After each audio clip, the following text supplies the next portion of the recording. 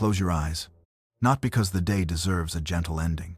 Not because sleep is something you have earned by being productive enough, or faithful enough, or strong enough, but because somewhere between the last thing you did tonight and the first thing you will face tomorrow, there is a space that belongs only to you. A space where the noise of everything you are managing finally goes quiet enough that you can hear what has been sitting underneath it all day. And what has been sitting underneath it is a question. You may not have named it yet. It may be living somewhere below the exhaustion, below the plans, below the things you are telling yourself about why everything is going to be fine. But it is there. The question that arrives when the lights go out and the world stops asking things of you, and there is nothing left between you and what you are actually carrying. Why? Not why in the abstract. Not why as a philosophical position you can examine from a safe distance. Why in the specific? Why did that happen to me? Why did I lose that? Why did I do everything I was supposed to do and still end up here? Why does it feel like the floor was pulled out from under a life I built carefully and faithfully and with everything I had? That question is not new. It is one of the oldest questions in the world.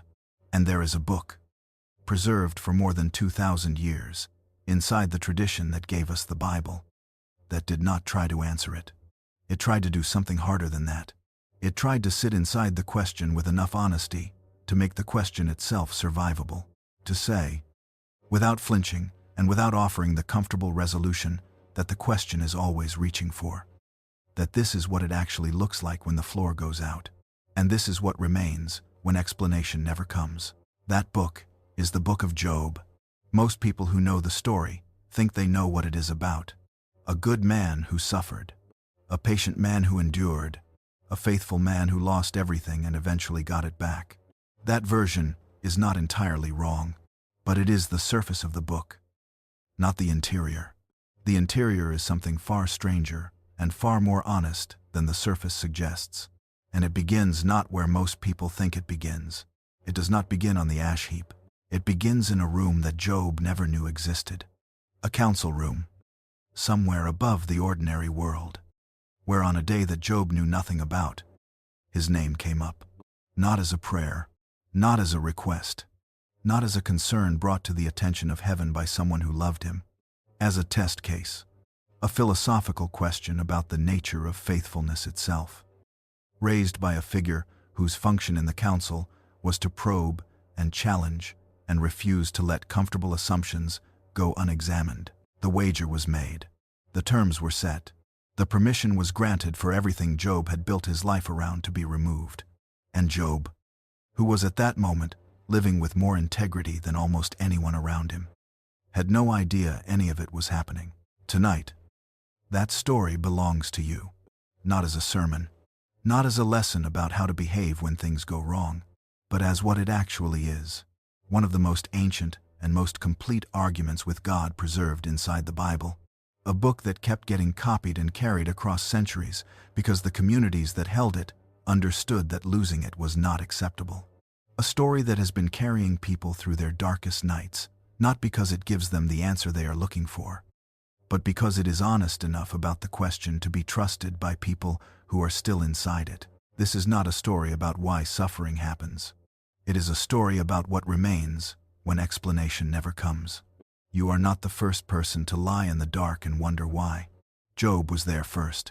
Every major figure in the Hebrew Bible has an address.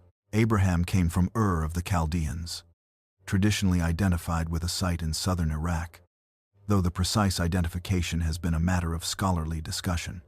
Moses was drawn from the Nile and raised in the house of Pharaoh.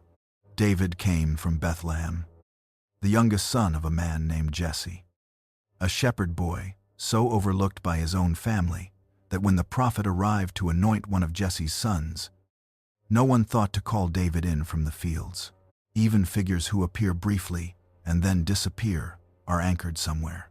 A tribe, a lineage, a village whose name can be traced through other texts and other records. Job came from a place called Uz, and Uz cannot be located with any certainty that careful scholarship can confirm. Scholars have debated the location of Uz for centuries without arriving at a settled answer. Some have placed it in the region of Edom, southeast of ancient Israel. pointing to a passing reference in the Book of Lamentations that appears to connect the two. Others have suggested Arabia. Others have pointed to different territories entirely. No archaeological evidence. No ancient map. No surviving inscription has closed the question. And many scholars have increasingly recognized that this ambiguity may not be a gap waiting to be filled. It may be a signal waiting to be read. Think about what it would have meant to an ancient reader encountering this text for the first time. They would have understood immediately, from the opening lines, that Job was not one of them. He was not an Israelite. He was not descended from Abraham or Isaac or Jacob. He had no connection to the Exodus or the law given at Sinai or the promises made to the patriarchs. He was, from the perspective of the tradition that preserved this book, an outsider, and yet he was the most righteous man on earth. That combination is not accidental. The text is saying from its very first verse that whatever this story is about, it is not about the particular covenant between God and Israel. It is about something that happens to human beings as human beings, without regard to which community they belong to, which rituals they practice, which lineage they can claim. The scholar, Johannes Peterson, in his study of ancient Israelite thought, observed that deliberate geographic ambiguity of this kind functions as a universalizing technique. It lifts the story out of the particular and places it in the category of the archetypal. This is not a report about one man in one place, at one moment in history. This is a portrait of a condition. Uz is not a location. It is a condition. And if you have spent any part of your life feeling like the ordinary rules that govern how things are supposed to work had, for reasons you could not identify, simply stopped applying to you. You already know where Uz is. You may be living there right now. There is something else the opening of this book does that is easy to miss if you move through it quickly. Most people who know the story remember the numbers. 7,000 sheep, 3,000 camels, 500 yoke of oxen, 500 female donkeys, 7 sons and 3 daughters. By any measure available in the ancient world, Job was the greatest man in the East. The numbers are staggering. They are also the second thing the text tells you about him. The first thing is his character. Before the sheep and the camels and the children and the household, the opening sentence gives you 4 Hebrew words that describe what Job is on the inside. Tam, Yashar, Yare Elohim, Sar, Mera. The first of these, Tam, deserves more attention than it usually receives. It is typically translated as blameless or perfect. But both of those translations are slightly misleading. Tam does not mean sinless. It does not describe a person who has never made a mistake or never had a wrong thought. In Hebrew, Tam carries the meaning of wholeness, completeness, the state of being undivided. A Tam person is someone whose inner life and outer life are aligned, someone who does not profess one set of values publicly while quietly living by another set privately, someone whose heart is not split between competing loyalties, performing integrity for an audience while privately hedging against it. Tam is integrity in its deepest sense, not the social reputation of being trustworthy, but the structural reality of being whole. That word, that quality, is what the text places at the very front of its introduction of Job, before it tells you a single thing about what he owns. Why does that matter for what is about to happen? Because what the story is going to put under pressure is not Job's wealth.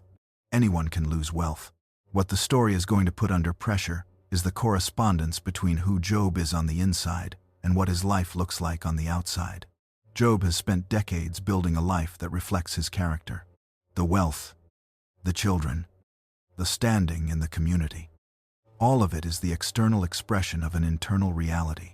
He is Tam, and the world mirrors that Tamness back. He is whole inside, and his life looks whole from the outside.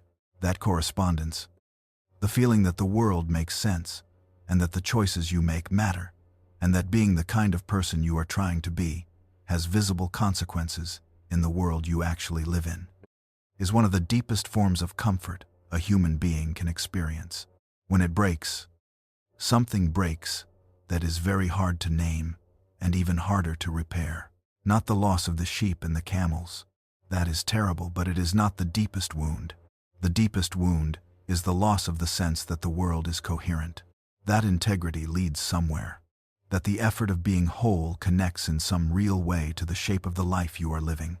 Job is about to have that sense taken away, not because he did something wrong, not because some flaw in his character finally caught up with him. He is about to have it taken away for a reason that exists in a room he will never enter, as the result of a conversation he will never hear, involving a question about him that no one thought to ask him. The text brings you into that room. You hear the conversation. You know the terms before a single thing happens to Job on the ground. And that asymmetry, the fact that you know what Job does not know and will never know, is one of the most carefully constructed elements of the entire book. It is not background information. It is the architecture of everything that follows. A man who was whole, a man whose inner life and outer life pointed in the same direction, a man living in a place that cannot be found on any map, which means he could have lived anywhere, which means on the nights when the question sits in your chest and will not leave, the distance between you and him is not as great as the centuries might suggest.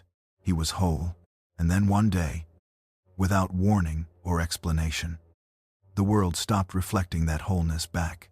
There is a detail buried in the opening chapter of Job that most readers pass over without stopping. After introducing Job's character and then his wealth and then his 10 children, the text describes something Job did regularly. His sons would hold feasts, rotating through the houses of all 7 brothers over the course of a cycle. And when each cycle was complete, Job would rise early in the morning and offer burnt offerings for each of his children, not because he had evidence they had sinned. The text is precise about this. He offered these sacrifices because he thought, "It may be that my children have sinned and cursed God in their hearts. It may be." He did not know. He had no accusation to make and no confession to respond to, but the possibility that the people he loved most might, in a moment of private weakness, who have done something that damaged their relationship with God, was enough to make him rise before dawn and do something about it. The Hebrew word the text uses for the regularity of this practice is tamid, always, continually, as an ongoing rhythm of his life rather than a one-time gesture prompted by a specific concern. That single word changes everything about how to read what comes next. Job is not simply a righteous man in the sense of someone who avoids wrongdoing. He is a man whose faithfulness extends beyond himself, into the private lives of people he cannot see or monitor or control. He rises early in the dark to offer something on behalf of sins that may not have been committed, for children who may not need the offering, in a practice that no one outside his household would ever know about or credit him for. The tamid quality of it, the always, the continual rising before dawn, tells you this is not performance. This is the settled rhythm of a life organized around something deeper than reputation. That is the man the text introduces before anything goes wrong. And here is the question that the entire book exists to ask about that man. Is his faithfulness real, in the way that faithfulness needs to be real to mean anything? The question sounds harsh when stated directly, but it is one of the most serious questions available in the domain of moral philosophy. The figure who asks it in the heavenly council, the one the Hebrew text calls ha-Satan, is not asking it from malice. He is asking it from rigor. Does Job fear God for nothing? He asks. You have put a fence around him, around his household, around everything he has. You have blessed the work of his hands, and his possessions have increased. But stretch out your hand now and touch everything he has, and he will curse you to your face. The argument deserves to be taken seriously. Job has been faithful in a world that has rewarded his faithfulness. He has been righteous in a context where righteousness has produced visible benefits. The wealth, the family, the standing, the deep satisfaction of a life that coheres around a clear set of values. The inner life of a tam person and the outer circumstances of a prosperous man have been traveling together for so long that the question of what happens when they are separated has never needed to arise. What happens when the fence comes down? Now the text does something that has generated more theological discomfort than almost any other structural choice in the Hebrew Bible. It gives the reader access to the council room where this question is raised. You are brought in. You hear the exchange. You know the terms of the wager before a single thing happens to Job on the ground. And then the text shows you, across everything that follows, that having that knowledge does not help you. The children are still going to die. The ash heap is still going to be real. The silence of God through the long middle of the book is still going to cost exactly what it costs, regardless of whether the person experiencing it knows about the counsel or not. The explanation is available to the reader, and the reader cannot use it. That is not an accident. That is the book's first and most important move, made before Job loses a single sheep. It is establishing that what the story is really about is not the explanation. The explanation exists, and it fails. What the story is about is what remains in the space that explanations cannot fill. What is possible there? What Job will find in the place where the answer should have been and is not.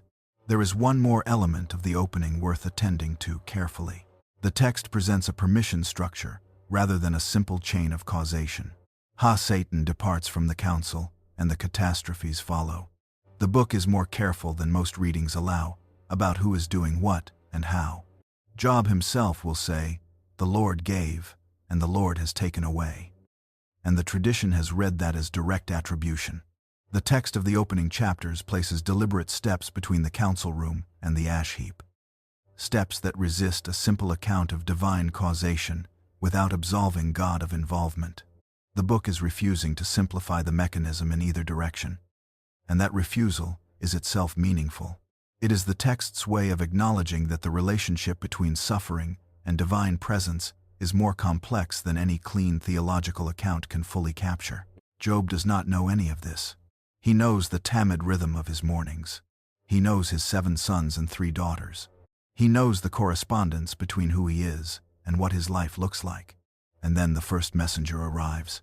There is a literary move in the opening chapters of Job, unusual enough to stop and examine directly. Because if you read past it without absorbing what the text has done, you will miss the architecture that holds everything else together. Before anything happens to Job on the ground, the narrative leaves the earth entirely. It moves away from his household and his fields and his children's feasting and the early morning sacrifices. It moves somewhere that has no location on any map, and in that location, in a council whose proceedings the text describes with more precision than most readers notice. You are given access to a conversation. Not Job. You. Job is below, going about his day. You are in the room where the question about his life is being raised and answered. And Job will never know this happened. Not when the messengers come. Not when he sits on the ash heap.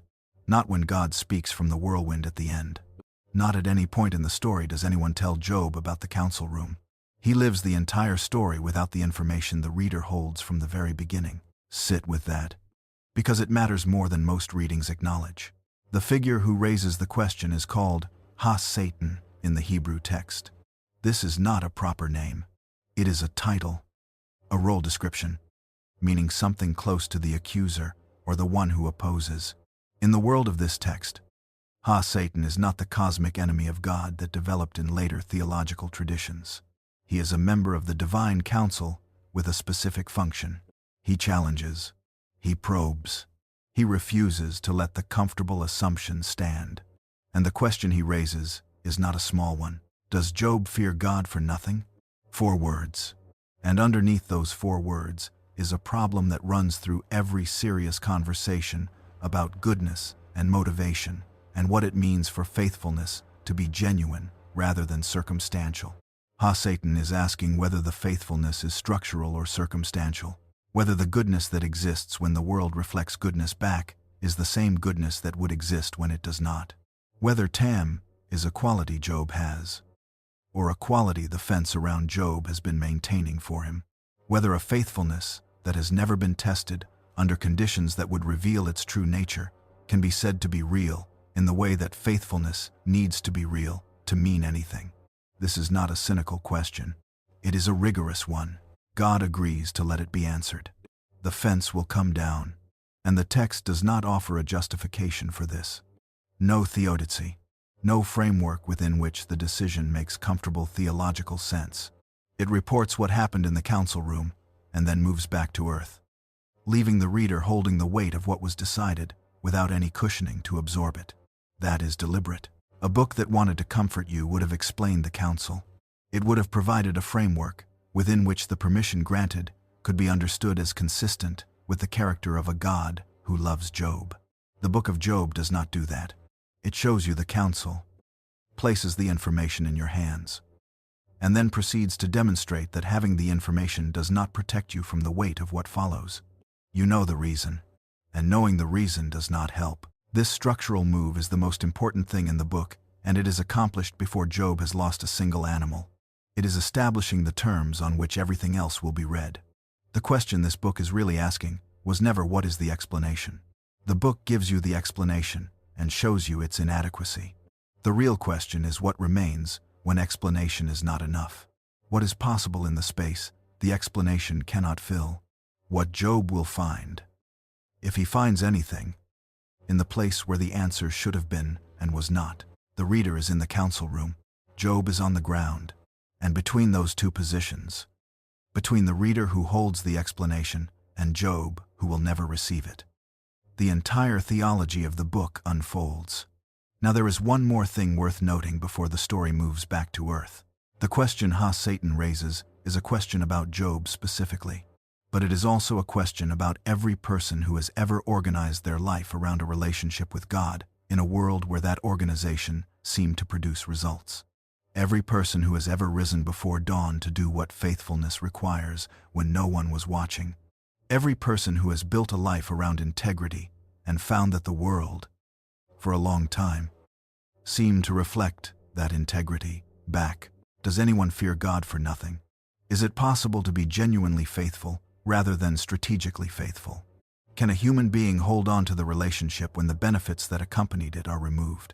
Job is about to answer those questions from the ash heap without knowing he is answering them, without knowing the answer was being waited for, without knowing that the reader is watching from inside the council room, holding the explanation he will never receive, discovering that the explanation was never the thing that mattered.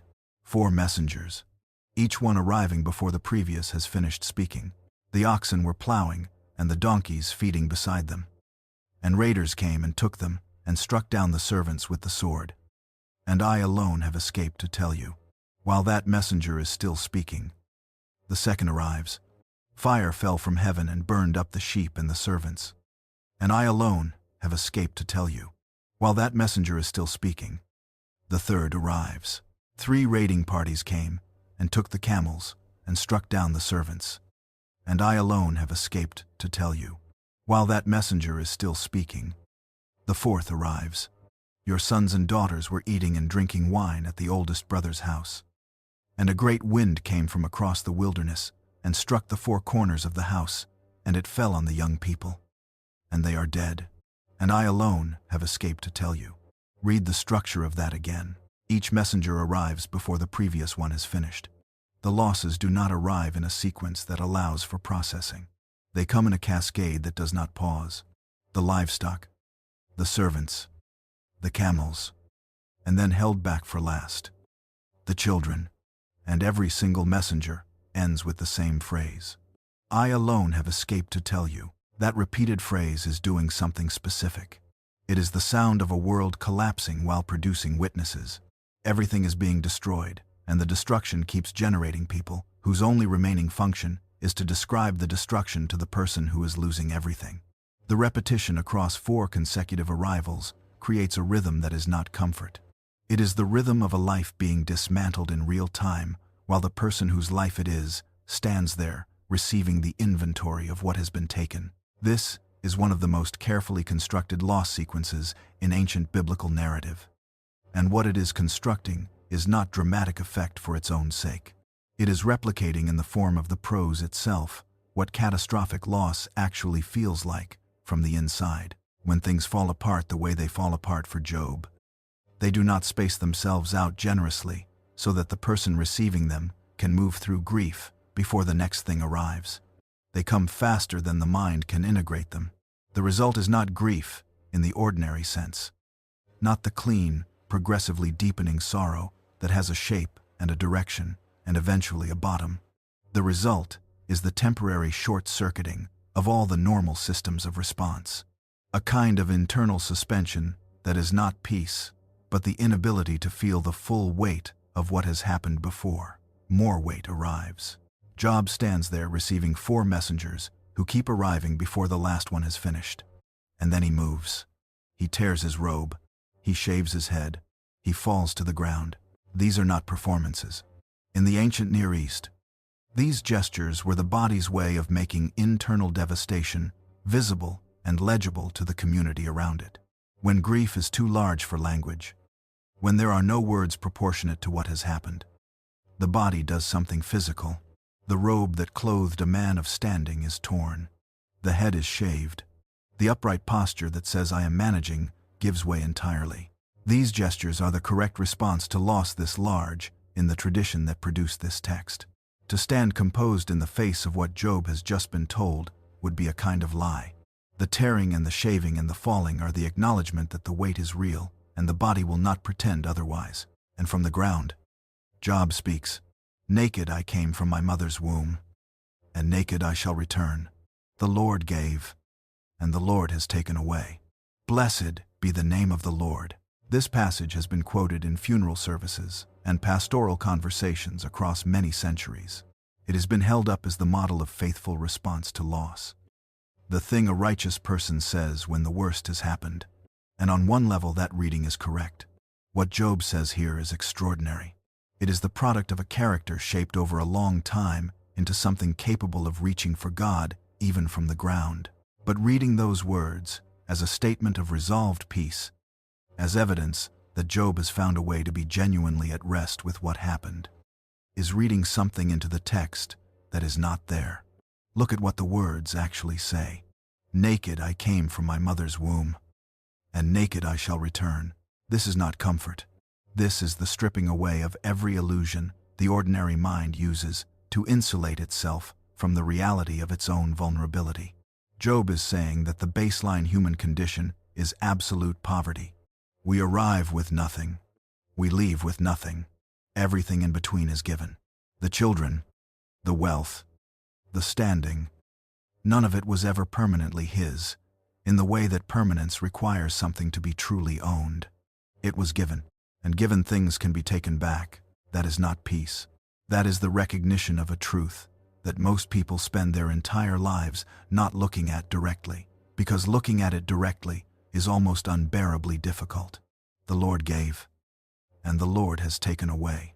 Not the raiders gave, and the raiders took. Not misfortune gave, and misfortune took. The same figure to whom Job has directed his faithfulness for his entire life gave the children and took them. Job is not saying this is fine. He is saying this is what is true. There is an enormous difference between those two things, and the text is careful not to collapse them. Blessed be the name of the Lord. After the stripping away of everything, after the acknowledgement that what was given has been taken by the one who gave it, Job does not land on bitterness. He does not arrive at the position Ha-Satan predicted. He lands on blessing. But here is what that blessing is not. It is not the blessing of a man who has processed the loss and found a way to be grateful for it. It is not the blessing of a man who understands why this happened and has made his peace with the reason. It is the blessing of a man who, in the worst moment of his life, refuses to let go of the relationship that has structured his entire existence, even when that relationship is the source of the devastation he is sitting in. That is faith. Not the faith that feels like peace because everything is manageable. The faith that holds on in the dark because letting go would mean losing the last thing that is still real. The text says that in all this, Job did not sin or charge God with wrong. The reader, who has been in the council room, knows what that means. The fence came down, and the children died, and Job fell to the ground and blessed the name of the Lord. Ha-Satan's first prediction was wrong, but Ha-Satan has not finished asking questions. All that a man has he will give for his life. Ha-Satan says, touch his bone and his flesh, and he will curse you to your face. The first test touched everything around Job. The second will touch Job himself. And the question, Does Job fear God for nothing? Is still waiting for its deepest answer. When the second permission is granted, the text moves with a compression that is itself significant. Satan went out from the presence of the council and struck Job with loathsome sores from the sole of his foot to the crown of his head. And Job took a piece of broken pottery to scrape himself and sat in the ashes. 2 sentences. The entire second catastrophe in 2 sentences. Compare that with the 4 messengers of the first test, each arriving before the previous had finished, each carrying a separate, devastating report. The whole sequence structured to replicate the cascade quality of sudden external loss. That first test was rendered in careful detail. This one arrives in 2 sentences, and then the text moves immediately to something else. That compression is a choice. It reveals something about the different character of the 2 tests. The first test was about what Job possessed. The losses arrived from outside, from raiders and fire and wind, and they accumulated in a sequence that could be enumerated because they were external. The inventory could be listed because the inventory existed outside the boundary of the self. The second test is different in kind. The sores covering Job from the sole of his foot to the crown of his head are not external. They are him. They cannot be removed the way livestock can be removed, or a house can be collapsed by wind. They are present in every moment. They are there when he wakes, and when he tries to sleep, and in every hour between. They do not give him the brief mercies that external loss sometimes provides. The hours when ordinary life is distracting enough that the weight lifts momentarily. The scraping with broken pottery in the ashes is not a gesture of despair. It is a practical response to suffering that has no pause button. Suffering that lives in the body cannot be escaped even for a moment. And it is in that context that the voice of Job's wife arrives. Do you still hold to your integrity? Curse God and die. This woman has been treated harshly by much of the commentary tradition. For centuries, she has been positioned as the second adversary, the one who broke under pressure and tried to bring her husband down with her. But read the words carefully, and something different appears. She has lost the same 10 children Job lost. She has lost the same wealth and standing. She is watching the person she loves most sit in ashes, covered in sores, with no visible end to the suffering and no explanation for why it began. And she is not saying curse God because God is not real. She is not saying abandon your faith because faith is foolish. Her words still assume a God who responds to human speech, a God who can be addressed and who acts in response to being addressed. Her theology has not collapsed. What has collapsed is her capacity to watch indefinitely. She is not offering faithlessness. She is offering a terrible mercy. If you curse God, she is saying, God will act and the suffering will end. I cannot continue watching this. Let it be over. That is the voice of someone whose grief has reached the point where ending seems more compassionate than continuing. While the text does not endorse her suggestion, it also does not dismiss her pain. She has suffered everything Job has suffered, and is now watching him suffer beyond what she can hold. And her response to that is recognizably human, even where it is theologically wrong. Job calls her response foolish. The Hebrew word is navel, describing a kind of moral obtuseness, a failure to see the full picture. And then he says the thing that reveals the structure of his understanding at this moment. Shall we receive good from God and not receive evil? Job is not saying the suffering is good, or that God's intentions are benevolent and he is at peace with the outcome. He is saying that the God he has organized his life around is not a God who only shows up in the comfortable chapters, that the alternative to receiving both good and evil from God is not a safer or more comfortable relationship with God. The alternative is a world without God, or a relationship with God that holds only under favorable terms. And Job is not prepared to accept either. Not yet. The text notes that even here, after the sores and his wife's words, Job did not sin with his lips. But the 3 friends are on their way, and what they will bring is not more suffering. What they will bring is a framework, a coherent, carefully reasoned, theologically respectable framework for understanding why Job is suffering, a framework that requires, for its own internal consistency, that Job be guilty of something, and the pressure to accept that framework to confess to failures he did not commit, in order to make the world legible again for the people around him, will turn out to be a more complex test of Job's integrity than anything arranged in the council room. The first test asked whether Job would curse God when everything external was taken. The second test asked whether Job would maintain his faithfulness when the suffering moved inside his skin. The third test, the one that occupies the long middle of the book, will ask the hardest question of all. Will Job lie about himself to make the people around him comfortable? And the answer Job gives to that question is the one that God, at the end of the book, will call right.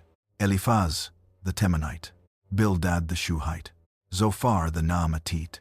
3 names, 3 places of origin that cannot be located with certainty on any modern map, which connects them immediately to the same geographic ambiguity that surrounds Job himself.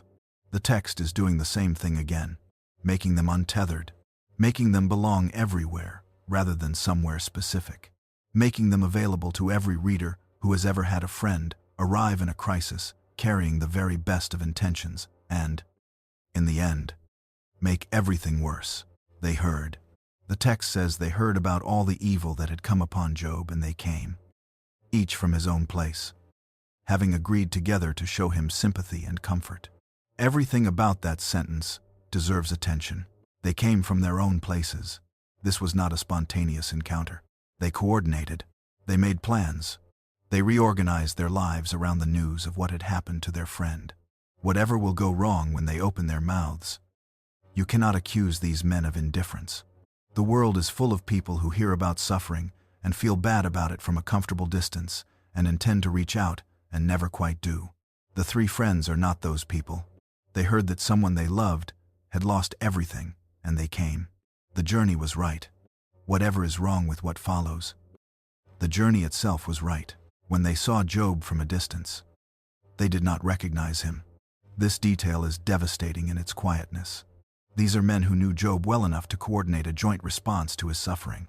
They knew his face and his bearing and the physical presence of him in the way that people who have spent real time together carry that knowledge in the body. And when they saw him from a distance, they did not know who they were looking at. The suffering had changed him that much. They raised their voices and wept. They tore their robes. They threw dust on their heads toward heaven. These are the same gestures Job made when the 4 messengers came. The physical vocabulary of grief that the ancient world used when language was not adequate to the weight of what was being witnessed. The friends are not standing apart from Job's suffering, observing it clinically. They are entering into it. They are placing themselves physically and emotionally in the category of those undone by what has happened here. And then they sat down with him on the ground. 7 days and 7 nights. No one spoke a word, because they saw that his suffering was very great. Read that reason slowly. Not because the situation was socially awkward, not because they were waiting for Job to signal readiness, not because they were formulating their arguments. The text gives a specific reason for the silence, and the reason is this. They looked at Job, and what they saw was suffering that was very great. And the only honest response to suffering that is very great is sometimes to have no response at all, to simply be present, to refuse to fill the space with anything that would be less than what the moment required. There is something in the tradition of ancient mourning practice that the modern world has largely lost and is only slowly beginning to recover. The tradition understood that grief needs a container before it needs a solution.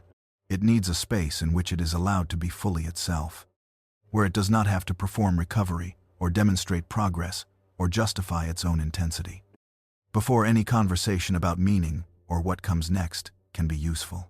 The Shiva, the 7 days of sitting together, was designed to provide that container, to say to the person suffering, for this period of time, you do not have to do anything. You do not have to be okay. You do not have to make sense of what happened. You do not have to respond to our discomfort by moving toward resolution faster than you are able. We will sit here, and the suffering will be what it is, and that will be enough. 7 days is a long time to sit in silence with someone who is in pain.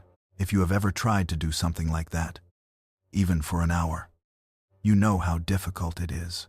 The impulse to speak is almost irresistible, not because you have something genuinely useful to say, but because the silence feels like failure.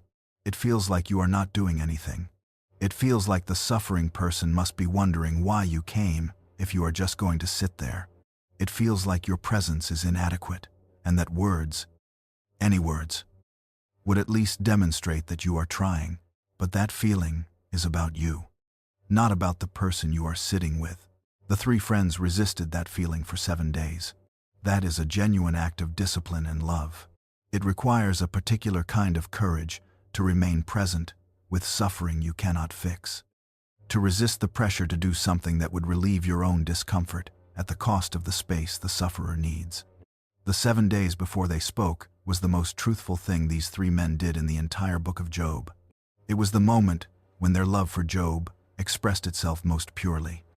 Before the frameworks arrived and the love got complicated by the need to explain what they were seeing, and then Job opened his mouth. What came out was not the composed blessing language of the man who said, "The Lord gave and the Lord has taken away." It is something rawer and darker, and in many ways more honest than that. Job curses the day of his birth. He wishes the night of his conception had been swallowed by darkness. He asks why light is given to a man in misery, why life is given to those who long for death that does not come. Let the day perish on which I was born. This is not a momentary cry in the immediate aftermath of loss. This is a sustained and deliberately poetic articulation of despair that has had 7 days to develop and deepen. Job is not breaking, he is speaking, and there is a difference between those two things that matters enormously. A difference the text knows, even when the people around Job do not. Job's curse of his birth is not a rejection of God. You can wish you had never been born without rejecting the God who made you. In the same way that you can be furious at someone you love without loving them any less. The fury is evidence that the relationship is real enough to bear the full weight of honest feeling. Job's lament gave the friends the opening they had been holding themselves back from. The silence ended, and with the silence something important ended that cannot be recovered once it is gone. Not the friendship, not the genuine desire to help, but the quality of attention that had made the 7 days valuable. The attention that sees what is actually there and allows what it sees to determine the response. That attention gave way the moment Eliphaz reached for the framework that had been waiting behind his silence the entire time. Because what Eliphaz had to say required that Job's suffering be a particular kind of suffering. The explainable kind. The kind that fits a framework the size of what any of them had ever needed to understand before. When you read the 3 cycles of speeches carefully, one at a time, a pattern emerges that is easy to miss if you are reading for content rather than structure. Eliphaz, Bildad, and Zophar do not actually disagree with each other. This is not immediately obvious, because they speak with different tones and draw on different sources of authority, and handle Job with different degrees of patience as the cycles progress. Eliphaz is the most careful and the most personal, opening with a gentleness that erodes as Job refuses to accept what he is offering. Bildad is more abrupt from the beginning, less invested in softening the delivery. Zophar is the bluntest of the 3, almost impatient with what he seems to experience as Job's willful refusal to acknowledge something obvious. 3 different personalities, 3 different relationships to their own certainty. One argument. Eliphaz builds his case from personal experience. He has observed the world, operating according to a reliable pattern across a lifetime of watching. Those who plow iniquity reap the same. The innocent are not destroyed. He reinforces this with a vision received in the night. A spirit that passed before his face. A voice that asked whether a mortal can be more righteous than God. The combination gives Eliphaz a confidence that is not arrogance. It is earned. He has watched the pattern hold. He trusts what he has seen. Bildad appeals to accumulated tradition. Not personal observation but the testimony of the generations. What did the fathers know? What have the ancestors searched out? The pattern Eliphaz observed in his own life. Bildad locates in the long record of everyone who has ever watched the world and noted how it works. This is not one man's observation. This is the distilled wisdom of the ages. Reliable, precisely because it does not depend on any single observer. Zophar dispenses with both experience and tradition, and asserts what he takes to be self-evident from first principles. God is just by definition. Justice means wickedness produces suffering. Job is suffering. The conclusion follows. No further evidence required. 3 sources of authority. Observation, tradition, logic. 3 different roads to the same destination. You are suffering because of something in you. Now here is the important thing to understand about the 3 friends. The thing that most readings of Job miss by treating them as simply wrong or simply cruel. Their argument is not wrong in general. It is wrong about this specific case. The relationship between behavior and consequence, while imperfect, is real. People who live recklessly tend to suffer more consequences of recklessness. Communities organized around honesty tend to function better than communities built on deception. The pattern that Eliphaz has observed across a lifetime of watching is a real pattern. It holds in most cases. The tradition Bildad appeals to was built by people who were genuinely watching and genuinely noting what they saw. The logical structure Zophar is working with is not invalid. The problem is not the argument. The problem is that the argument is being applied to a case it was not designed to cover. The reader knows this because the reader was in the council room. You heard God describe Job as the most righteous man on earth. You heard Ha-Satan raise the question. You heard the permission granted for the fence to come down. You know that Job's suffering is not evidence of hidden sin. It is the consequence of a philosophical question posed in a council that the friends know nothing about. The friends are applying genuine wisdom to a situation that lies outside the range their wisdom was designed for. And the particular tragedy of their position is that the incompleteness of their information is invisible from where they stand. They cannot see the council room. All they can see is a man they love suffering enormously. And the framework they have built, their entire understanding of the world around, says that suffering this enormous must have a cause in the sufferer's own condition. To allow the framework to be genuinely challenged by Job's case would mean opening a door they cannot afford to open. Because if the framework can fail here, if it is genuinely possible for a man as righteous as Job to suffer this way through no fault of his own, then the framework that makes the world navigable and that makes the effort of righteousness worthwhile is not the reliable guide they have been trusting. And if the framework is not reliable, then their own lives, organized carefully around the same principles, are not as protected as they have believed. The friends cannot afford for Job to be innocent, not because they are malicious, because they are afraid. That fear is not unique to 3 men sitting on the ground in a place called Uz. It is the fear that sits underneath every premature explanation offered to a person in grief. The fear of a world where suffering that large can fall on someone that righteous without a cause in the sufferer. The fear that the careful effort of being good might not guarantee the outcomes you have been counting on it to guarantee. And Job sees it. Not the fear exactly, but the shape of what the friends are doing. They are offering him a transaction. Confess to something. Anything. And the framework is restored, and the community is cohesive, and everyone can stop sitting in the discomfort of a situation that does not make sense. Will Job lie about himself to make the people around him comfortable? He will not.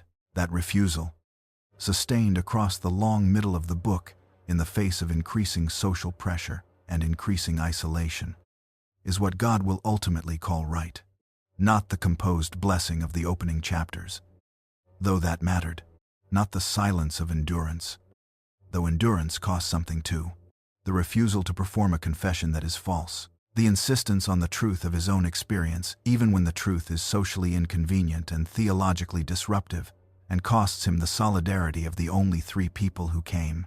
That refusal is the 3rd test, and Job passes it the same way he passed the first 2. Not by feeling nothing, not by maintaining composure, by refusing to let go of the truth. There is a verse in the book of Job that has generated more scholarly disagreement than almost any other single line in the Hebrew Bible. It appears in chapter 13, verse 15, and depending on which manuscript tradition you follow, which textual variant you consider original, and how you resolve an ambiguity built into the Hebrew itself, it can mean nearly opposite things. One reading gives you this: though he slay me, yet will I trust in him. Another reading gives you this: he will surely slay me, I have no hope. The difference hinges on a single consonant in the Hebrew text that appears differently in different manuscript traditions. One letter, and around that one letter, centuries of translators and scholars have organized very different pictures of who Job is at this moment in the story. Many modern scholars and translations have moved toward taking the second reading seriously. On that reading, Job is not expressing indestructible trust in the middle of devastation. He is saying something harder and stranger. He is saying that God may well kill him, and he has no hope, and he is going to argue his case in front of God anyway. But the second half of the verse is where both readings converge, and the second half is where the real weight lives. Yet will I argue my ways before him. Whether Job is expressing trust or expressing despair in the first half, in the second half, he is doing the same thing. He is insisting on his right to speak. He is refusing the silence the friends keep pressing him toward. He is saying that even if this encounter ends without a favorable outcome, he will not stop directing his case at the God who has gone silent. That is not the posture of someone who has given up. That is the posture of someone for whom the only thing left is honesty, and who has decided that honesty, even without certainty of outcome, is the only thing worth maintaining. Now look at what Job actually says across the speeches of the central section of the book. He accuses God of multiplying his wounds without cause. He says God watches him and will not let him alone, that God has made him a target. He uses the language of a legal case, demanding that God produce the charges against him, insisting that if God would write down the indictment, Job would wear it on his shoulder like a badge, because he knows the charges are false. Why do you hide your face and count me as your enemy? That question is the center of everything Job says across the long middle of the book. Not, why am I suffering? Though that is present. Not, what did I do wrong? Which is the question the friends keep redirecting him toward. The question is, why has the God who knew him, the God to whom he rose early in the morning to offer sacrifices, the God in whose reality he organized his entire daily life, gone silent? Why has the presence that structured everything become an absence that is itself a form of suffering? In the Hebrew tradition, the hiding of the divine face was a specific theological concept. When God hides the divine face, it does not mean God has ceased to exist or ceased to care in some abstract sense. It means the ordinary channels of communication and connection are closed. The person experiencing the hidden face is praying into silence. They are faithful and receiving suffering. They are doing everything faithfulness requires, and the coherent world that faithfulness was supposed to maintain has stopped being maintained. Job is not describing this as a theological abstraction. He is describing his actual experience. And what makes Job's speech so persistently resonant with readers across many centuries is that he does not dress up that experience in language that makes it more acceptable or more theologically respectable. He says what it actually feels like to be faithful to a God who seems to have stopped being faithful back. Now here is the thing that most readings of Job either minimize or miss entirely. Job's complaints about God are not evidence that Job has lost his faith. They are evidence of the opposite. The complaint is addressed to someone. The demand for explanation is directed at a specific figure whom Job believes is real and present and capable of receiving what he is saying. The anger and the accusation and the legal demands are all, without exception, addressed to God directly, not about God in a conversation with someone else. To God, as speech addressed to a person believed to be listening. You only argue with someone you believe is there. You only make demands of someone you believe has the capacity to respond. You only stay in a conversation this painful, at this cost, for this long, with someone whose presence you cannot let go of, because letting go would mean the loss of the relationship that has given your life its entire orientation. Job's anger at God is his most intense expression of faith in God. This is something the Hebrew tradition of lament has always understood, and that more comfortable readings of the Bible tend to obscure. The Psalms of Lament, which constitute a significant portion of the entire Psalter, are organized around exactly this dynamic. They do not begin from peace and gratitude. They begin from abandonment and confusion, and sometimes fury. Psalm 22 opens with the cry that would later be quoted from the cross. My God, why have you forsaken me? That is not a statement of serenity. It is an accusation directed at someone believed to be capable of responding to an accusation. The willingness to bring the full truth of your experience to God, including the parts that sound like accusation, is the willingness to treat the relationship as real rather than as a performance you are maintaining for an audience. Job brings the full truth. There is another passage in Job that deserves careful attention because it has been read in so many different ways, and the differences matter.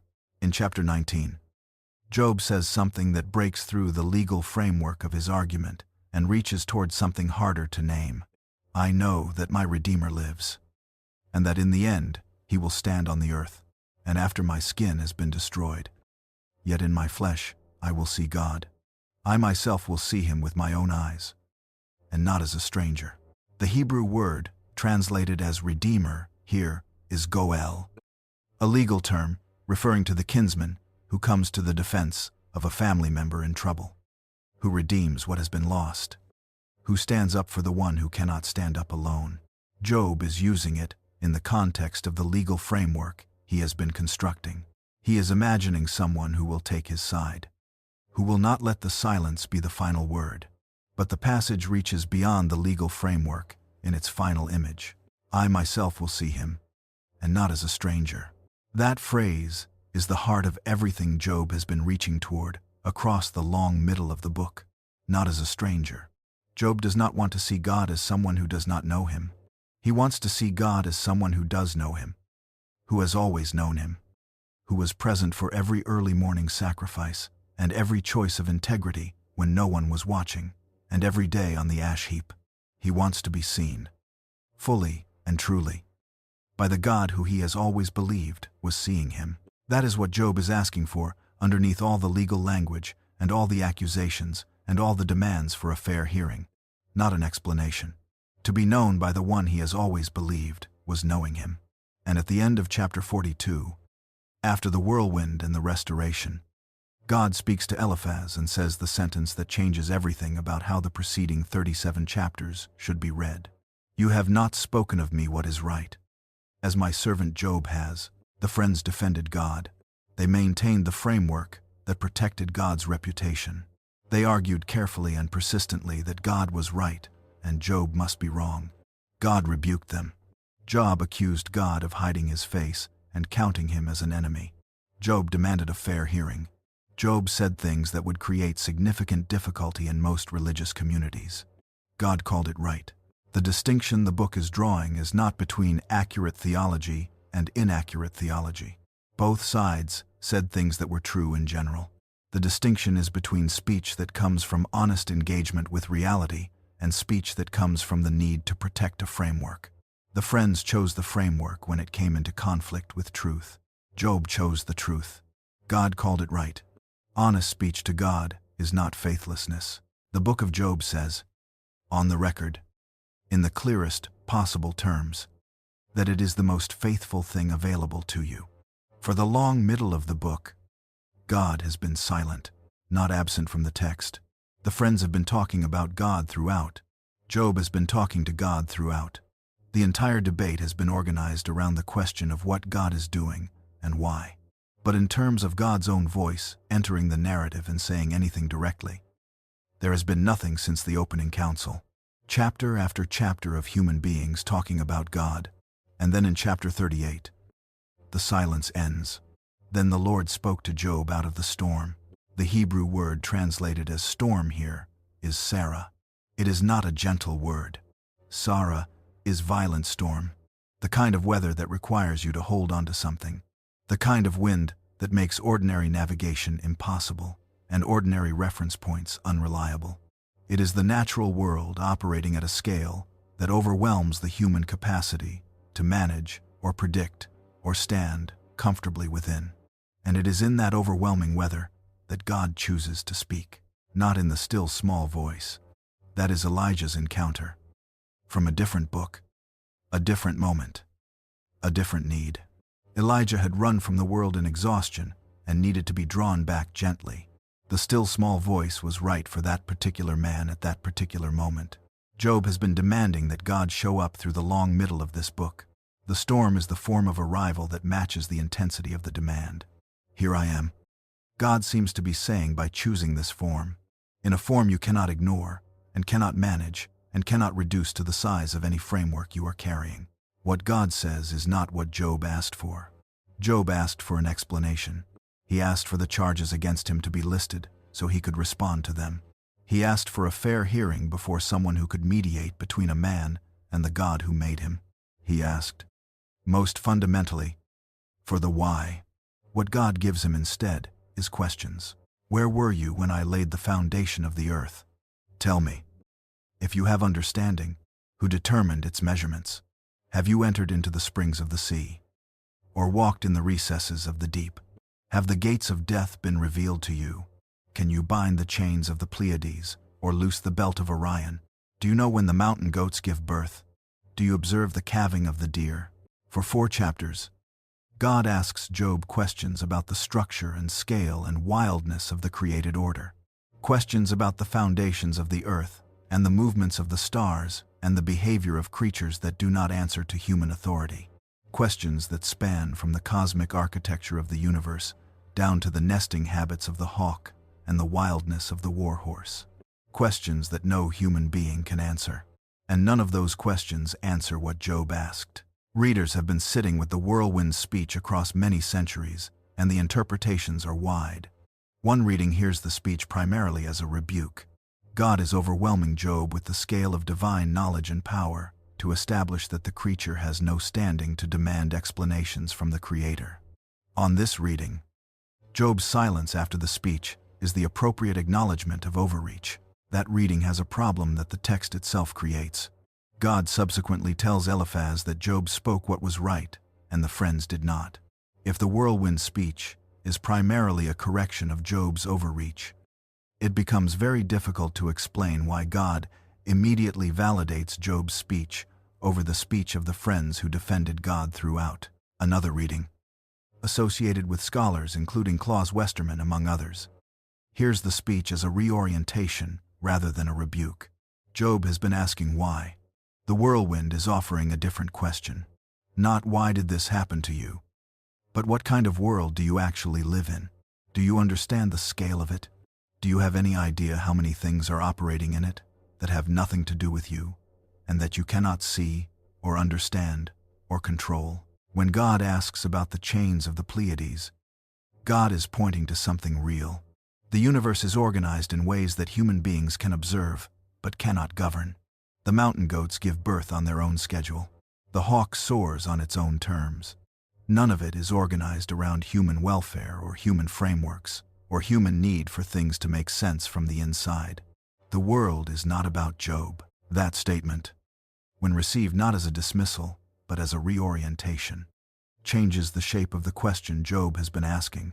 Job has been asking why his life stopped making sense from the inside. The whirlwind is answering by pointing to something larger. The world was never primarily organized around your inner life. The coherence you experienced was real, but it was not because the universe was arranged to mirror you. And the incoherence you are now experiencing is not evidence that the universe has turned against you. It is evidence that the universe is larger than any framework available to contain it. That is not comforting in the ordinary sense, but it is honest. And the honesty is what makes what happens next possible. Job responds to the first speech with a statement that stops the reader. I am of small account. What shall I answer you? I lay my hand on my mouth. Most readings hear this as humiliation. But the Hebrew word translated as of small account is kalal, which does not primarily mean insignificant or unworthy. It means light, as in not heavy, as in the opposite of the word Job used earlier when he described his suffering as heavier than the sand of the sea. I am light. After everything, after the ash heap and the sores and the dead children and the silence and the long middle of the book, Job puts his hand on his mouth and says, I am light, not small, not defeated, not broken, light. God speaks a second time from the storm. The second speech goes deeper into the wildness of the created order, describing Behemoth and Leviathan. Creatures of enormous power, not under human control, and not organized around human needs. They exist on their own terms, according to their own natures. They are evidence of a creative power that operates with a freedom that exceeds anything the moral framework of the three friends can account for. And yet God made them. God speaks about them with what the text cannot help but convey as something like delight. The pleasure of a creator in the full range and strangeness and power of what has been made. The world is not only about human beings, and yet the God who made the Leviathan and set the chains of the Pleiades is also the God who is speaking to Job by name. From the storm, in direct response to the long middle of honest and costly and sometimes excessive speech. Both things are true at the same time. Job answers the second speech with the most carefully constructed sentence in the entire book. I had heard of you by the hearing of the ear, but now my eye sees you. Job is not saying he previously disbelieved. He is saying his previous knowledge was second-hand. It was the knowledge that comes from testimony and tradition and received wisdom. Hearing of the ear. Someone told him. He believed what he was told. He organized his entire life around what he was told. But now his eye sees. The encounter in the whirlwind has given him something that all the theology of his friends, however accurate in its general claims, could not give. Not an explanation. Not a resolution of the problem of suffering. Not a justification for what happened. Presence. The whirlwind did not resolve the problem of Job's suffering. It resolved the problem of Job's isolation. And for a man who has been sitting alone on an ash heap through the long middle of this book, who has been argued at by friends who needed him to be a certain kind of sufferer, and who has been directing his speech at a God who returned nothing but silence. That is the more important resolution. Not because isolation is worse than suffering, but because suffering in the presence of someone who is genuinely there is a different experience than suffering alone. Job is no longer alone. He was never alone. But now his eye sees it. The book should have ended with the whirlwind. That is what most careful readers feel when the narrative shifts back into prose in chapter 42. The poetry is finished. The argument is finished. Job has moved from hearing with the ear to seeing with the eye, and that seeing has changed something fundamental. And the natural stopping point for a story of this kind is the moment when the central transformation is complete. But the book does not end with the whirlwind. It ends with sheep. 14,000 sheep. To be precise, 6,000 camels, 2,000 oxen, 1,000 female donkeys, 7 sons and 3 daughters, and Job living for 140 years after the restoration, seeing his children and his grandchildren for 4 generations, dying old and full of days. The numbers are exact doubles of what he had before. The same precision that characterized the opening inventory returns at the end in doubled form. The ledger that was opened when the fence came down is closed with the same exactness it was opened with. And yet the restoration is one of the most uncomfortable passages in a book full of uncomfortable passages. Not because abundance is wrong, not because restoration is theologically unacceptable, but because of what the restoration cannot do, and what the text does not pretend it can do. The 10 children who were eating and drinking at the oldest brother's house when the wind came and the house fell are still dead. They do not appear in the restoration. The new children, 7 more sons and 3 more daughters, are not presented as replacements. The text does not say Job received back the children he lost. It says he had more children. A parent reading those words understands immediately the difference between those two things. A second child does not restore a first child. It adds something new and precious, while the absence of the first remains exactly what it was. The gap does not close. Something is added alongside it. The book knows this.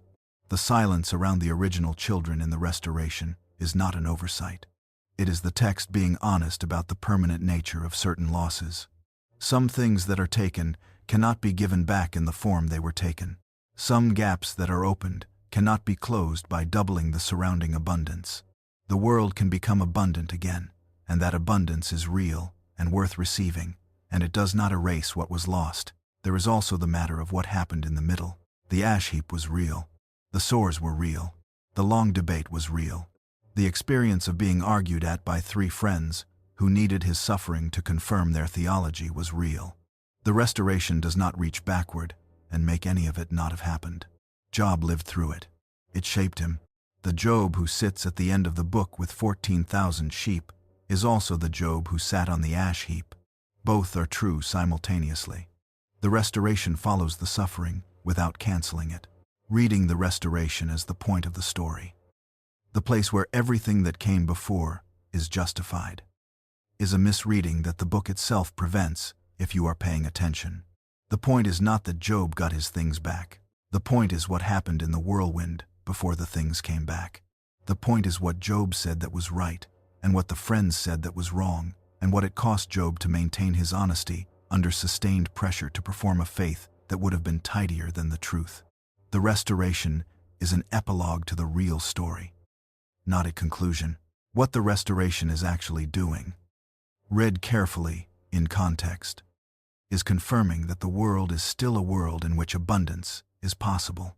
That devastation is not the permanent condition.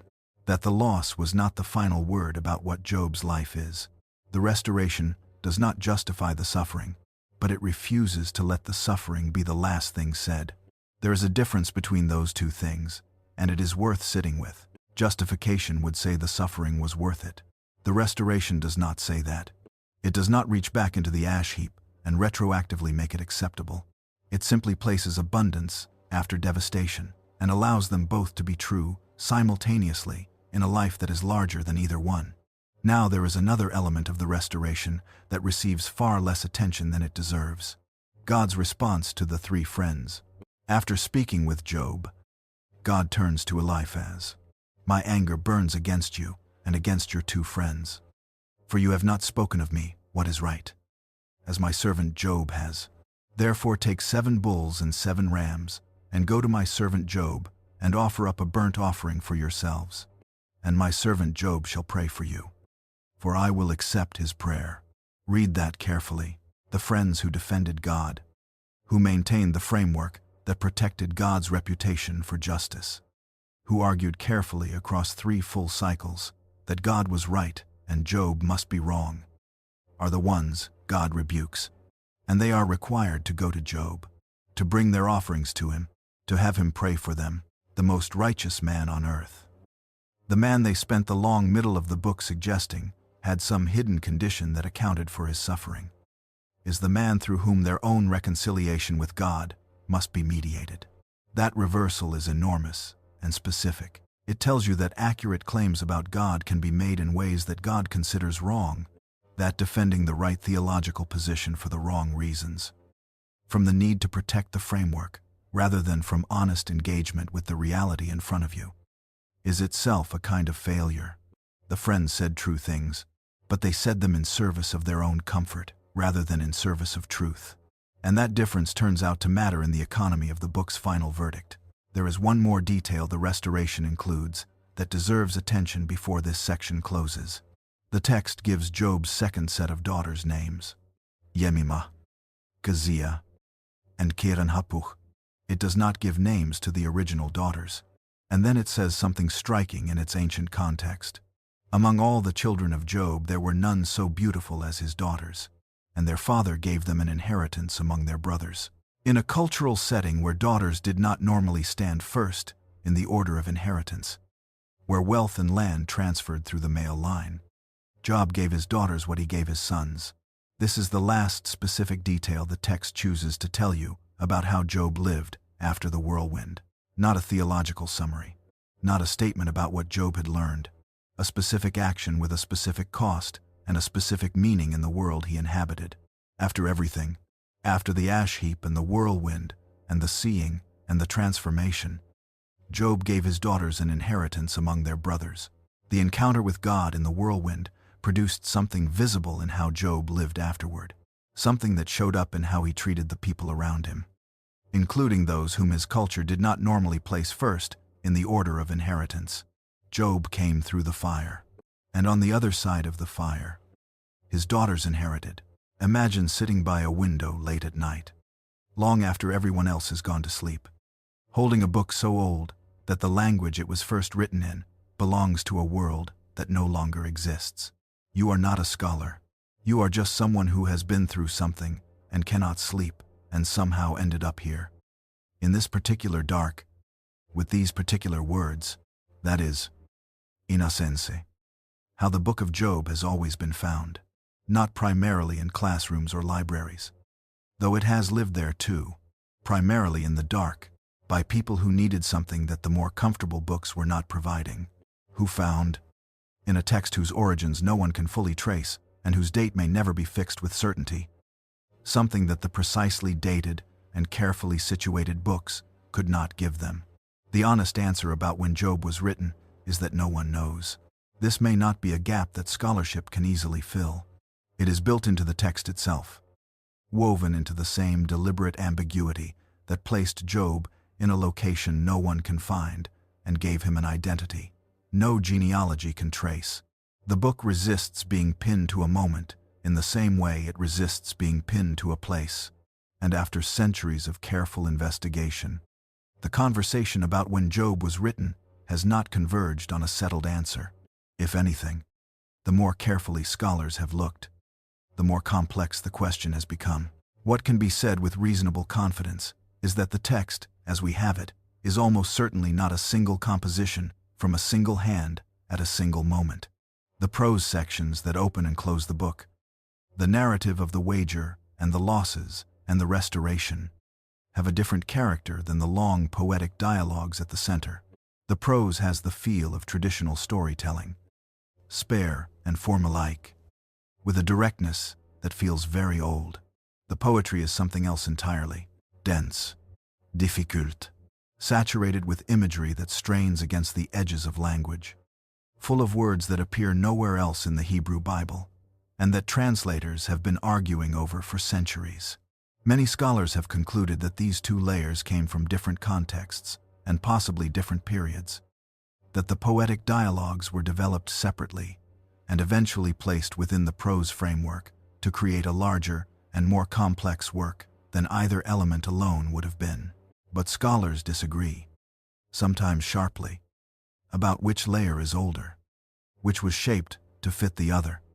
And when the final composition took the form in which it has traveled down to us, the range of proposed dates spans several centuries, sometimes more. The uncertainty is genuine and honest. But here is what that uncertainty actually tells you. If you sit with it, rather than treating it as a problem to be solved, a text that cannot be assigned to a single period is a text that does not belong to a single period. The ambiguity is not a weakness. It is the trace of a book that has been found necessary across too many different moments to be tied to any one of them. Texts that are deeply specific to a historical moment tend to become more distant as that moment recedes. Texts that keep being read across centuries do so because they are speaking to something that does not recede with time. Now there is one historical context that several scholars have found suggestive, not as a fixed date, but as a window into why certain questions in the book carry the particular urgency they carry. That context is Babylon. In the year 586 before the Common Era, the Babylonian king Nebuchadnezzar destroyed Jerusalem. The temple was burned, the walls came down, the line of David was ended. A significant portion of the community, particularly those who had been most invested in the life of the city and the institutions of the faith, was taken away to live in a foreign land. Sit with that from the inside for a moment. These were not people who had been casual about their faith. They had maintained the temple. They had observed the law. They had organized their entire communal life around a covenant relationship with God that included specific promises about the land and the city and the continuity of what they had built. The framework connecting faithfulness to protection was not a marginal position. It was close to the center of how they understood the world. And then the city fell. They sat by the rivers of Babylon, and they wept. And the question they were asking, in the dark of a foreign city, far from everything that had structured their lives, was Job's question in a communal register. We did everything right. The fence was supposed to hold. Why did it not hold? If the book of Job was shaped in any significant way by that experience, if its poetic center was developed in the wake of that catastrophe, or found and preserved by people living through it, then the book is not primarily a philosophical treatise about suffering in the abstract. It is the voice of a community that needed someone to say, without the comfort of easy resolution, that the framework breaking down does not mean God has disappeared. That honest speech directed at a God who seems to have gone silent is not the abandonment of the relationship. That someone else asked this question from the ash heap and was met, not with an explanation, but with a presence, and that presence was enough to continue. That reading does not require fixing the composition of Job as the exile period. It requires only recognizing that the questions the book asks and the inadequacy of the answers the friends provide were questions and inadequacies that a community in exile would have recognized with personal urgency. The book was available to be read that way, and it was preserved by communities who may have been reading it exactly that way. In the dark, after everything they had counted on collapsed, there is one more dimension of the book's ancient context that matters, and it requires acknowledging something important. The questions Job is asking were not unique to ancient Israel. Long before the book of Job reached the form we have it, other cultures were writing about the same experience. From ancient Mesopotamia, the civilizations of Sumer and Babylon that preceded and surrounded ancient Israel, scholars have identified texts that address the experience of a righteous person suffering without apparent cause.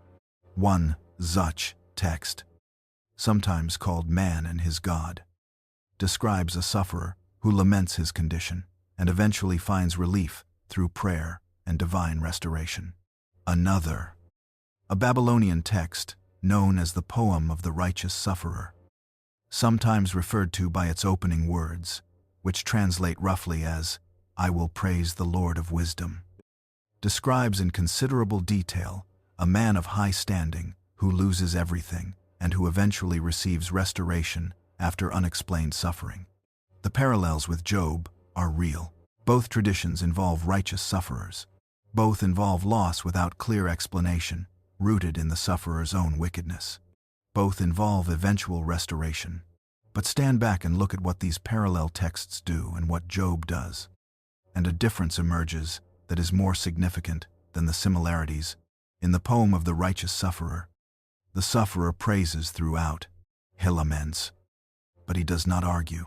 He endures, but he does not demand. He maintains the posture of the devoted worshiper, even in extremity. And eventually, the restoration confirms the framework that organized his life before. Job does not do that. Job argues. Job demands.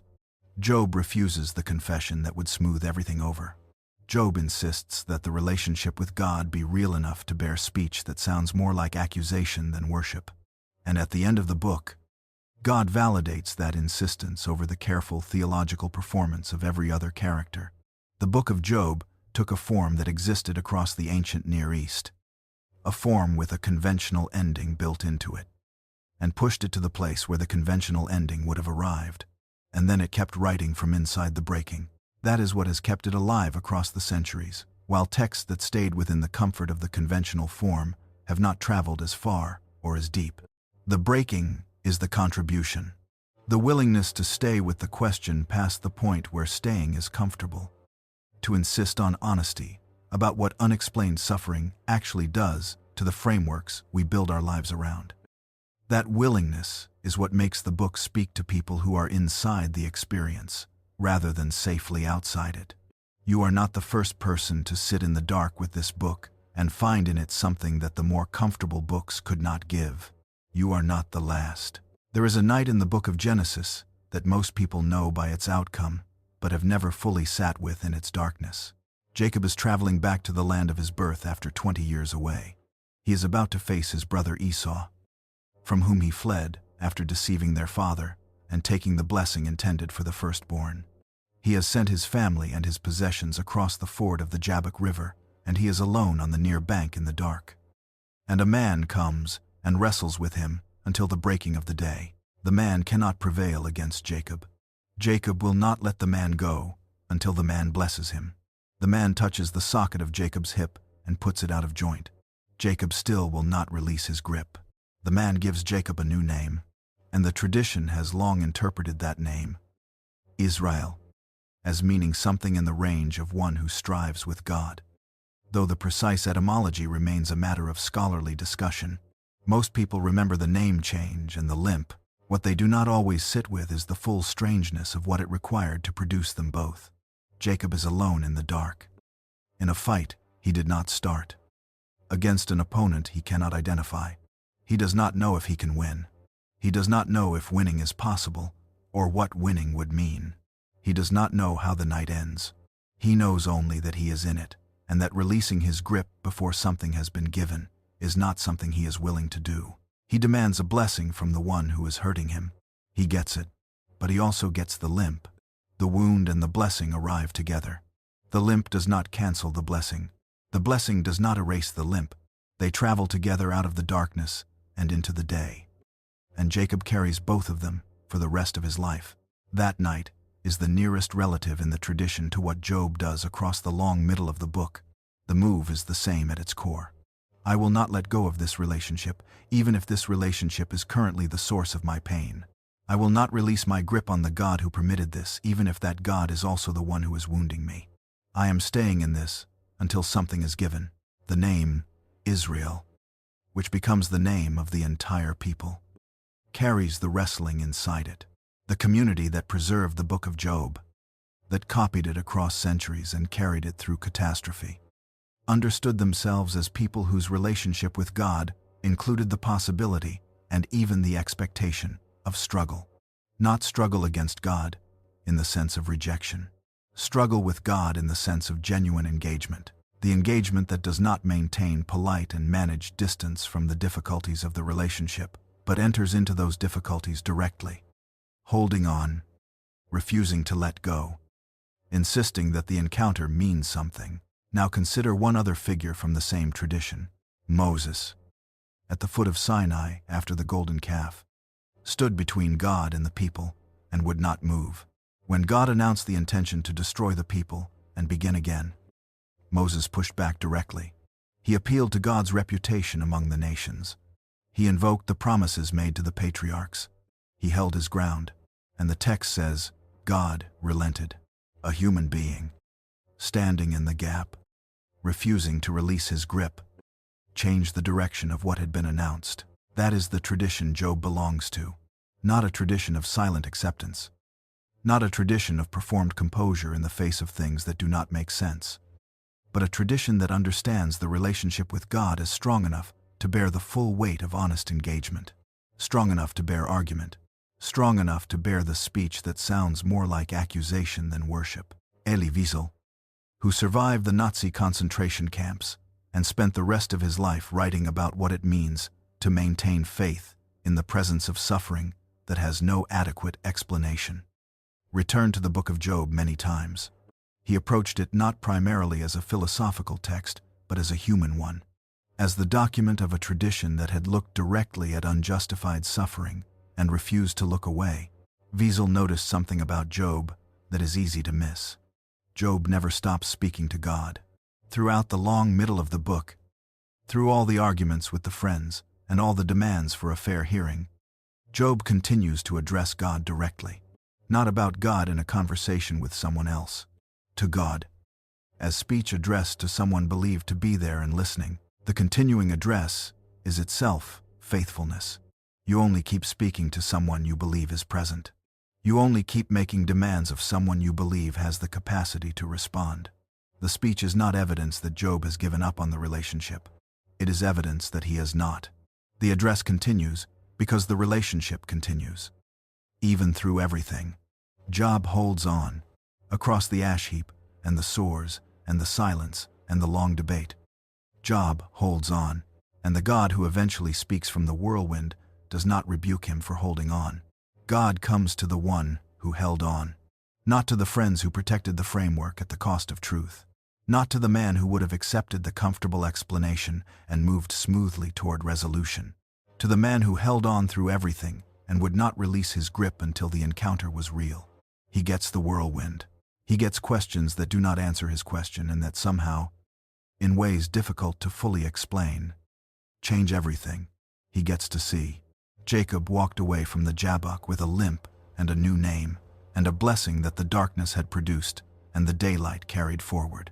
Job walked away from the ash heap with everything doubled and a vision he had not had before, and the knowledge, on the record, that his honest speech had been called right, while the careful theological performance of his friends had been called wrong. Neither of them walked away unchanged. Neither of them walked away without the mark of what they had been through. The wound and the blessing arrived together, and neither of them released their grip before the blessing came. The book of Job has been misread in a very specific direction for a very long time, and the misreading is not malicious. It comes from the same place that the misreading of Job by his friends comes from. The need for the suffering to be the kind that fits a framework. The need for the lesson to be the kind that can be extracted cleanly and applied elsewhere. The need for the book to say something that does not require you to sit with it in the dark. But the book is not that kind of book, and the attempt to make it so produces a version that the book itself, in its own final chapter, explicitly contradicts. So consider what the book actually is. The book of Job is a testimony, not a proof, not a philosophical argument that resolves the problem of suffering from the outside, not a promise about how your particular story ends. A testimony, the record of what one person experienced, what he said in the middle of it, what he refused to say, what eventually met him, and what that meeting produced. A testimony is different from an argument and different from a promise. A testimony says this happened, and I am telling you it happened, and I am not editing it to make it more acceptable than it was.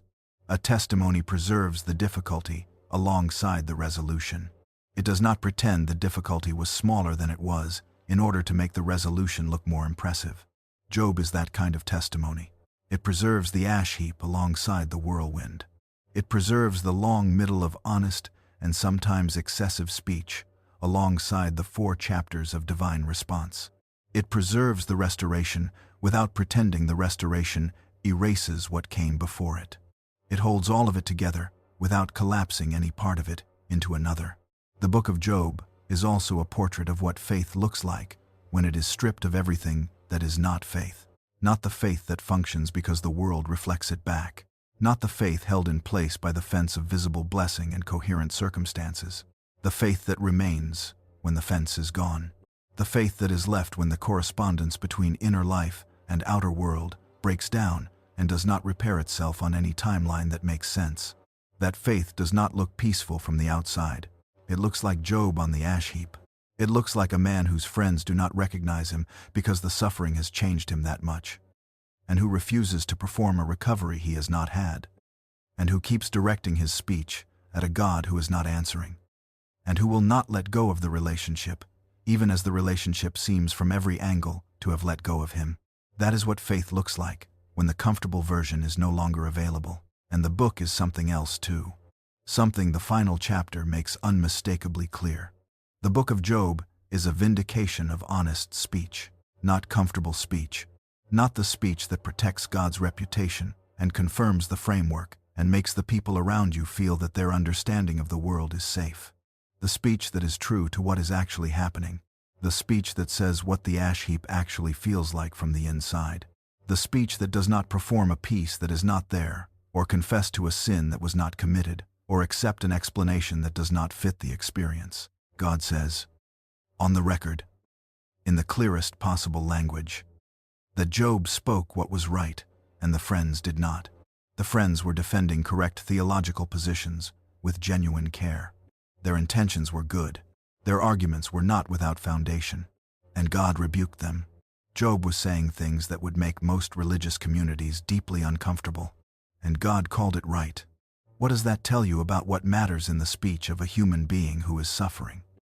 It tells you that honesty matters more than composure, that the truth of what the experience actually is matters more than the performance of a response that keeps the framework intact, that the relationship between a human being and God is strong enough to bear speech that sounds more like accusation than worship, and that bearing it honestly is more faithfulness than managing it carefully.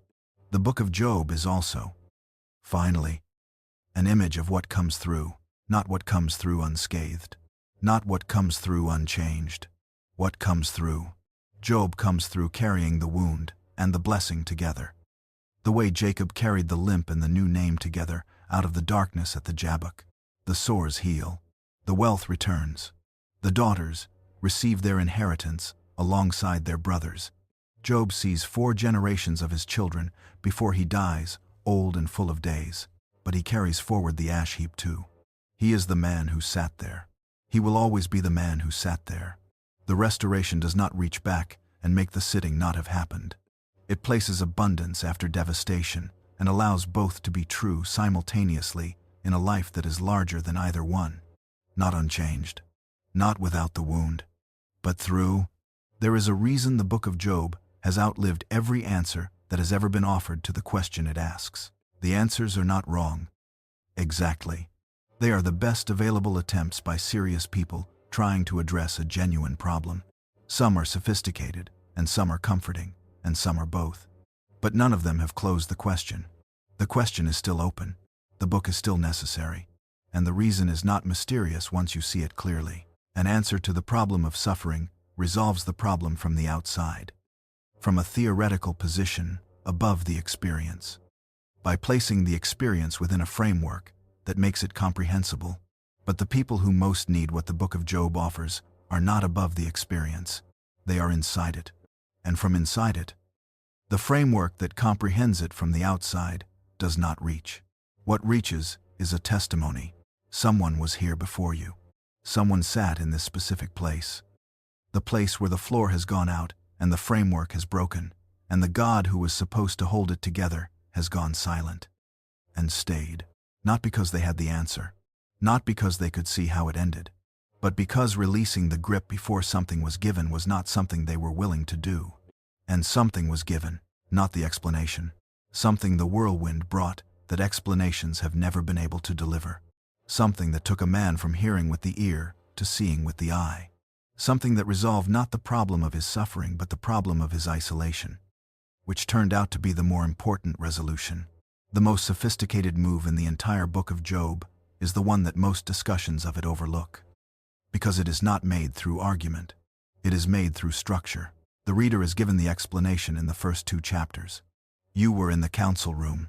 You heard the wager. You know why the fence came down. You carry that knowledge through the ash heap and the long debate and the silence of God. And the knowledge does not help you. The children are still dead. The ash heap is still real. The silence through the long middle still costs exactly what it costs, regardless of whether the person inside it has access to the council room or not. The explanation exists, and it is in your hands, and it is not enough. The explanation is available to the reader, and the reader cannot use it. That structural demonstration is more powerful than any argument the book could have made about the inadequacy of explanation. Because it does not tell you that explanation is inadequate. It shows you. It puts the explanation in your hands and watches you discover its inadequacy through your own experience of reading. Which means the question this book is really asking was never what is the explanation. The question is, what remains when the explanation is not enough? What is possible in the space it cannot fill? What Job found in the place where the answer should have been and was not. What Job found was presence. Not comfort exactly. Not resolution exactly. The presence of a God, large enough to hold both the question and the world the question was being asked about. The confirmation that the relationship was real. The discovery that the unanswered question, held in the presence of something large enough to contain it, is survivable in a way that the unanswered question held in isolation is not. This is what the book of Job has been offering people across the long memory of the tradition. Not the answer. The testimony that the question can be survived. And the survival does not look like peace in the settled. Resolved. Everything makes sense of the word. It looks like Job after the whirlwind. A man who has been through something enormous and is still standing. A man who said everything honest there was to say and was changed by an encounter he did not plan and cannot fully explain. A man who puts his hand on his mouth not because he has been silenced, but because for the first time, through the long middle of this story, he is full. Not full of answers. Full of something that answers could not have given. The fullness after the encounter. Now think about what the book has survived in order to reach you tonight. It was carried through the ruins of Jerusalem by people who had just lost everything they had organized their lives around. They did not discard it because it did not answer the question. They held on to it more tightly because it was honest about the question. Because it told them that faithfulness and devastation can occupy the same life without one canceling the other. Because it had been through the worst before them and come out the other side, still speaking. Copies of the Book of Job were found among the Dead Sea Scrolls. The ancient manuscripts discovered in caves above the Dead Sea, beginning in 1947, preserved across many centuries in the particular conditions of that desert. The presence of Job among those manuscripts tells you that it mattered deeply enough to the community that preserved them to be copied and kept. Whatever else that community valued. They valued this. The Ethiopian Orthodox Tewahedo Church has maintained the Book of Job within its scriptural tradition across a long span of its history, reading it as a living document of the faith rather than a historical curiosity. While the precise details of its liturgical use across centuries are complex, its ongoing presence in that tradition speaks to what communities that carried this book across the centuries found in it worth carrying. These are not the survival patterns of a text that answered its questions.